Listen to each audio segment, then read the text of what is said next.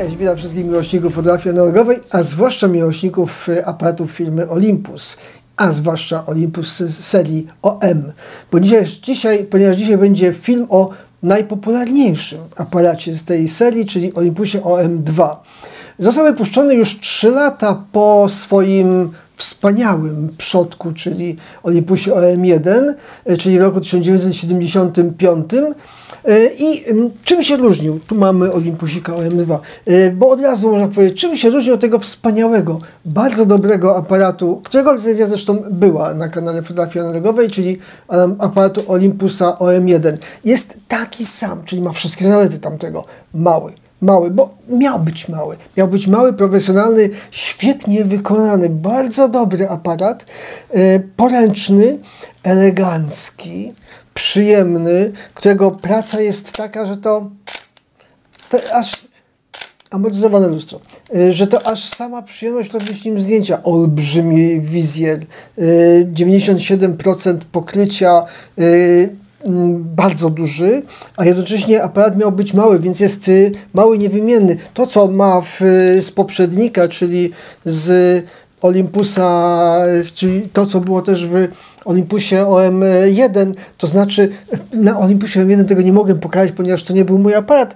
a ten jest mój, w związku z tym mogę spokojnie, co prawda jest pryzmat niewymienny, natomiast matówki, jak widać, możemy sobie wymienić bez problemu w każdej chwili albo wyczyścić. W tych aparatach, czyli w tych Olympusach nie ma problemu z tym, że matówka jest brudna. I już włożę z powrotem. Pach i już jest zrobione. Żaden problem. Jest tak zrobione, bo taki był wypustek tam w jednym miejscu, że nie można założyć jej odwrotnie. Co uczciwie w innym aparacie zdarzyło mi się przy czyszczeniu założyć odwrotnie, w Olympusie się nie da.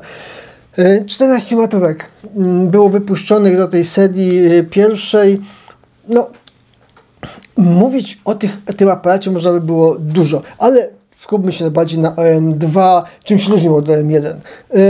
Ten sam korpus, taki sam, ta sama migawka, tylko sterowana elektronicznie. Elektronicznie, czyli, bo OM1 był mechaniczny, to jest elektroniczny aparat, bez baterii nie działa. Jeśli wyjmiemy mu baterię, tu była moneta, to po prostu się aparat zatnie i przestanie działać. Migawka szczelinowa,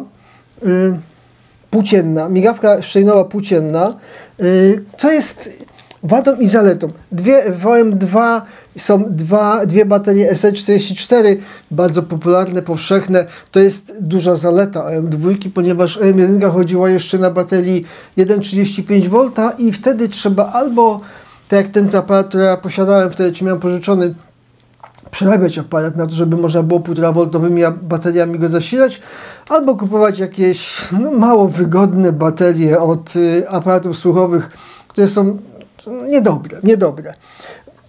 Co się stanie, jak wezmę ten aparat, obojętnie czy ustawię go tu na manual, czy automatycznie, ciach, i się powiesił. Ale tu jest coś takiego, co się nazywa odblokowywanie. I odblokowaliśmy go już. Wygodna rzecz. Przy okazji OM2 miał kilka nowych rzeczy, które nie były wcześniej nigdzie spotykane. Przede wszystkim miał OTF, czyli pomiar światła odbitego od migawki, znaczy od filmu. Podobno Olympus pobrał próbki wszystkich negatywów z całego świata, mierzył, jak się od nich odbija i ustalił mniej więcej to, żeby się można było, jak wykalibrował swój światłomierz, że światło odbite od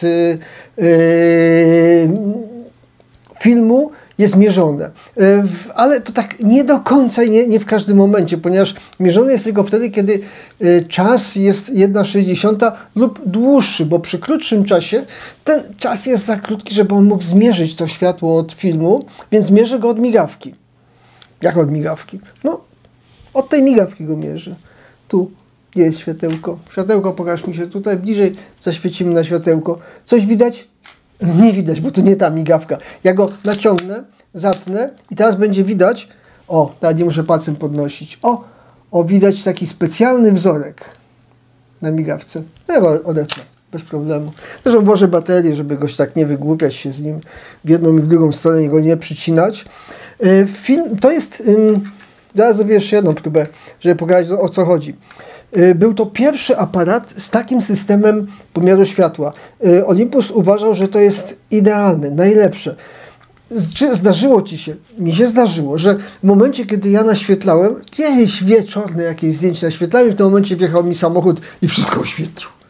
No i wiadomo było, że zdjęcie na negatywie jest przepalone. Ale nie w tym Olympusie, ponieważ on cały czas mierzy światło. Jeśli światło się zmieni w międzyczasie, to on po prostu to wyczuje. Auto jest, naciągnę, skieruję go gdzieś tam. On teraz mierzy światło.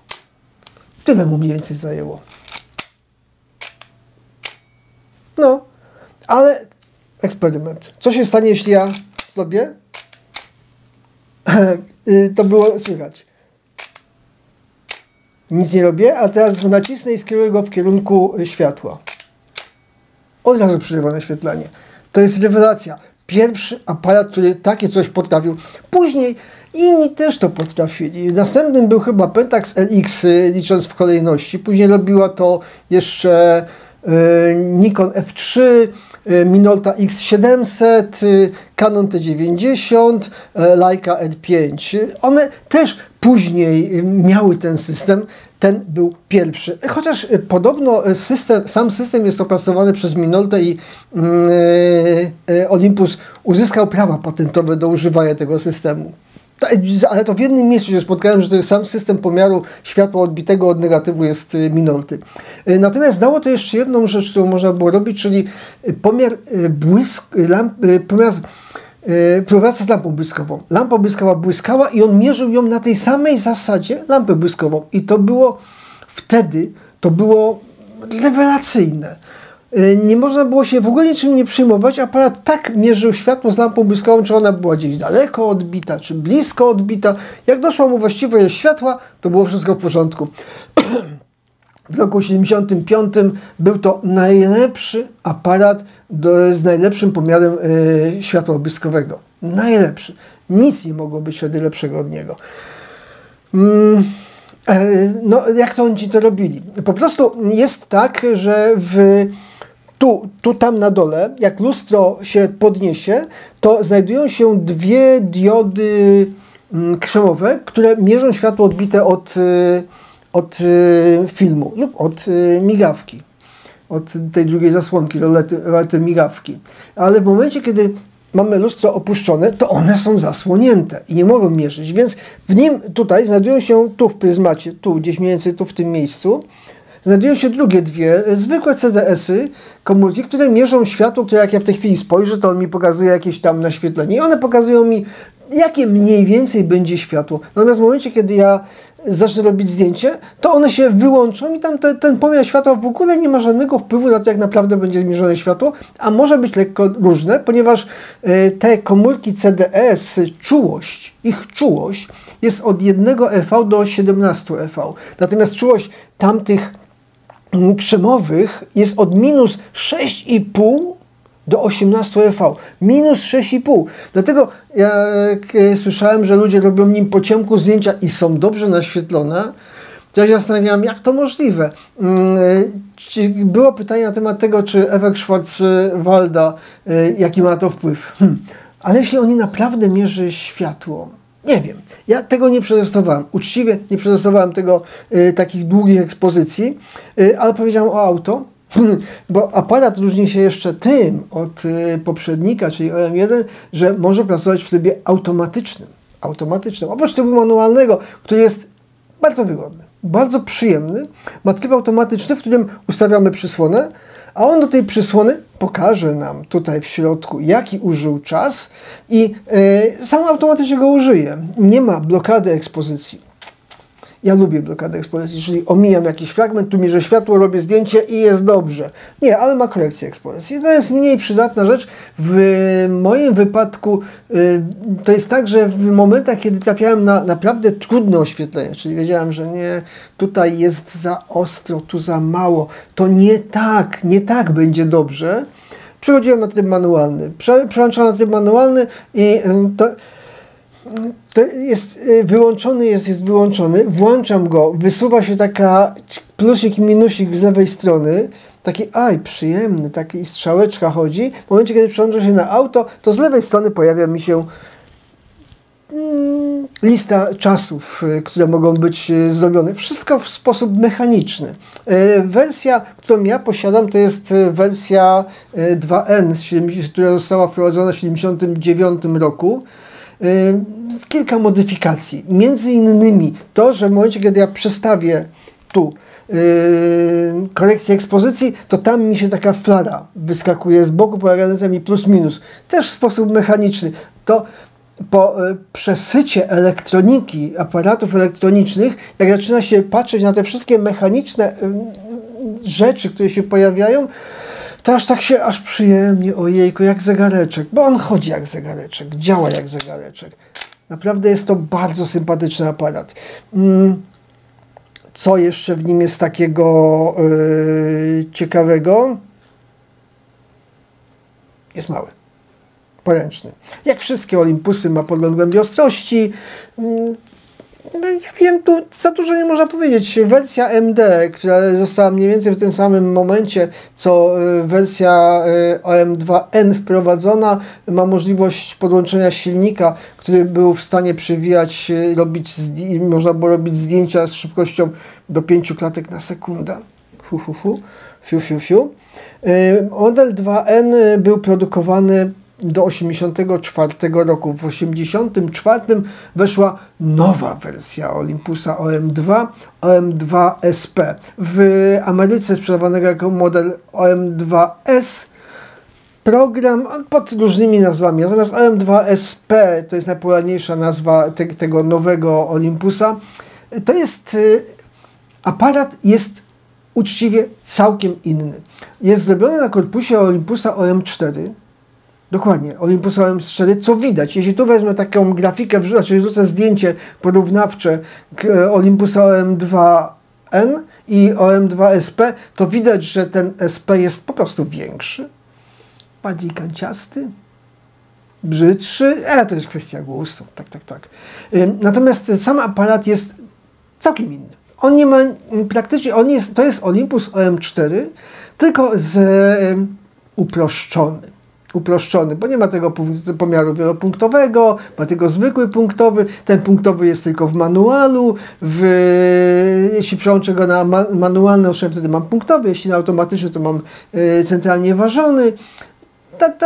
Tam są różnice. Migawka jest tak samo, to nie jest ta sama migawka, co tutaj w OM2, tylko to jest migawka ta sama, która jest w Olympusie OM4, tylko tyle, że nie ma czasu 1/2000 sekundy, bo ten ma 1/1000 część sekundy. Zresztą ta migawka, to też zarzucają mu, że to jest wada od 1 sekundy do 1/1000 części sekundy w trybie ręcznym i od 60 sekund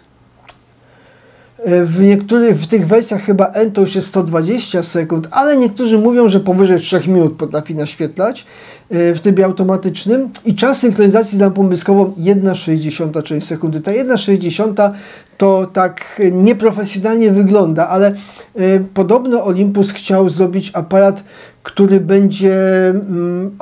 Olympus produkował różnego rodzaju mikroskopy, urządzenia i aparat miał być do nich przystosowany. W związku z tym wstrząsy aparatu miały być jak najmniejsze.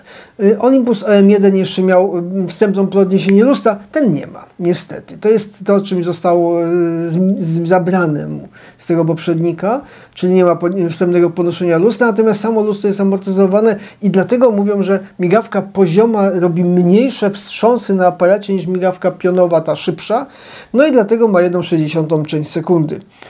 Wracając do Olympusa SP, z tego 1984 roku, który miał jeszcze, bo tak sobie przypominam szybko, co on jeszcze miał, ponieważ nie fotografowałem Olympusem OM2SP.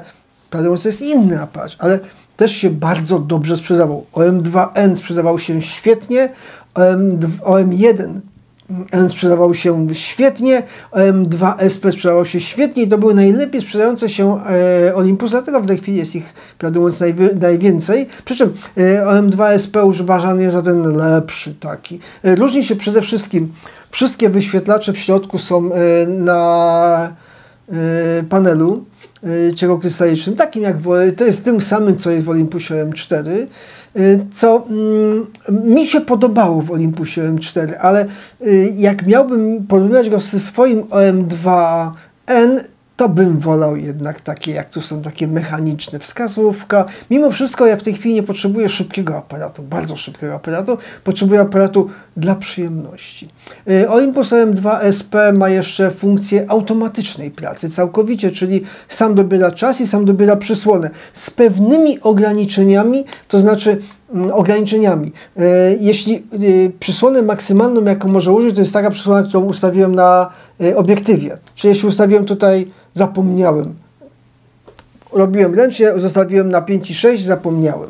Albo ustawiłem specjalnie, obojętne. W takim razie on nie może użyć większej przysłony niż 5,6. Musi się ograniczyć, że tak jak w tym wypadku, od 1,4 do 5,6 będzie mógł tylko w tym zakresie używać przysłon i czasów automatycznie wszystkich, jakie mu się żywnie spodoba. Ja wiem, z mojego punktu widzenia, znaczy to jest tak, w Olympus M40 testowałem program, bo tak działa na tej samej zasadzie, nie rzucił mnie na kolana, nie zachwycił, stwierdziłem, że to ja wolę swojego OM2, porobię nim zdjęcia, przyjemniej mi się robi zdjęcia OM2. To jest tak, że jego przez jakiś czas, to jest ostatnio mój ulubiony aparat, więc przez jakiś czas jeśli miałem zabrać coś tak, idę gdzieś tam na zdjęcia, coś będę robił, to jego do kieszeni, jeszcze na paseczek i spokojnie mogę sobie zrobić jedno zdjęcie, 2 zdjęcia gdzieś najfajniejszym jest aparatem. A miałem jeszcze powiedzieć o jakiejś wadzie tego aparatu, bo nie ma rzeczy idealnych. On ma wyłącznik, bo jeśli go nie wyłączysz, zostawisz go włączonego, to on cały czas zużywa baterię. Więc trzeba pamiętać o tym, żeby go wyłączyć. Ale jeśli zostawisz go z lampą błyskową, nie mam, więc nie sprawdziłem, ale tak wszyscy mówią, to lampa błyskowa pobiera wtedy prąd na to, żeby mówić, że jest gotowa do zrobienia zdjęć, nawet jak go wyłączysz. Więc jeśli używasz lampy błyskowej, trzeba zdjąć lampę błyskową i wyłączyć aparat i wtedy go odstawić na półkę. Do tego, jak ja jestem przyzwyczajony do robienia cyfrakiem swoim, że ja po prostu go biorę, jak używałem z lampą, tak go rzucę, podniosę go za tydzień i on będzie robił zdjęcia, to Olympusem OM2 się nie da w ten sposób. Trzeba pamiętać o wyłączeniu aparatu, bo inaczej baterie nie wytrzymają aż tak długo, jakby się chciało, żeby wytrzymały. A poza tym jeszcze jedna, bo spojrzałem tak na korpus. W tej najnowszej wersji Olympusa OM2SP samowyzwalacz jest elektroniczny, prawdę mówiąc brzydki. Taki elektroniczny, światełko mocne tu się pali. Tu jest klasyczny, ładny. Przyłączę go w manual, ustawimy mu na jakiś czas, włączymy.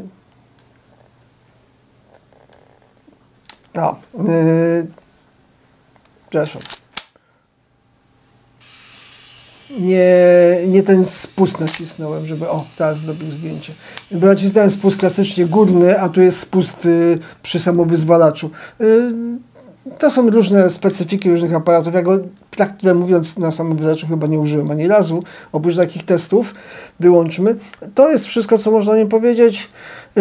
To, co oczywiście w Olympusach pierścień przedni do ustawiania czasów, część osób mówi, że jest niewygodne, część mówi, że to jest rewelacja. Jestem po środku, czyli mogę używać, nie przeszkadza mi to, bo tu mamy zaraz pierścień przysłon i tak muszę spojrzeć na przysłony, spojrzeć na czasy, jeśli używam czasów, żeby ustawić, chociaż jak robiłem z nim w manualu, to tu ustawiałem jakąś przysłonę, a później czasami przestawiałem, najwyżej kontrolowałem, czy wyskoczy, czy nie wyskoczyłem na jakiś za długi czas, żeby mi się poruszyła ręka. Sam aparat jest świetny. Warto wspomnieć o obiektywach. Obiektywy do Olympusa są przynajmniej bardzo dobre. te wszystkie obiektywy. Ja tu używałem go z 50-1.4, która lubię. To jest zdjęcie za mną, to jest tą 50-1.4 przymkniętą jak najbardziej jeszcze do jakiejś przysłony, żeby była logiczna. Natomiast sama plastyka tego obiektywu jest bardzo dobra. Zresztą tak samo jak robiłem tymi Olympusami OM20, OM10, OM40, OM1, które miały obiektywy, przeważnie robiłem 50-1.8 chyba.